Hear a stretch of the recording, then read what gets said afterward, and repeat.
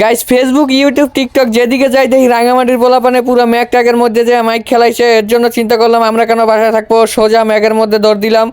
Guys এখন বাজে মাত্র রাত 3টার, আমরা সবাই একদম রওনা করে দিচ্ছি। আর এটা হচ্ছে পাহাড়, এই পাহাড় উঠতে গেলে মোটামুটি বমি টমি বাইরে যায়। আর এদিকে সবাই ক্লান্ত হয়ে গেছে উঠতে যায়।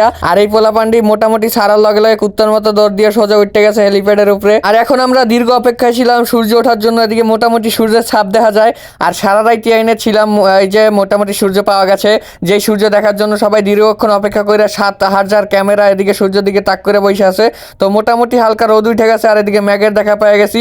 এইবার হচ্ছে এত সুন্দর ম্যাগ পিছনের দিকে রাখা কয়েকটা রিলস ভিডিও শুট করে নিতে হবে, কারণ এগুলো আমার টিকটক আর ইউটিউবের মধ্যে টং টং করে ছাড়ে দিব, যার কারণে ভিউ হয়ে যাব। আর এদিকে মানুষের সংখ্যা মোটামুটি 2.5 লাখ। আর জঙ্গল মঙ্গল যেমনে যা আছে মানুষ যাইয়া ছবি তোলা শুরু করে দিছে, কারণ এই ম্যাগ আর জীবনে পাবে না। আর এদিকে ফাইনালি আমরা ছবি টবি তুইলা রিলস শুট করে দেন বাসার দিকে চলে যাচ্ছি। এই জায়গার ভিউ মাশাআল্লাহ। Tata, good bye.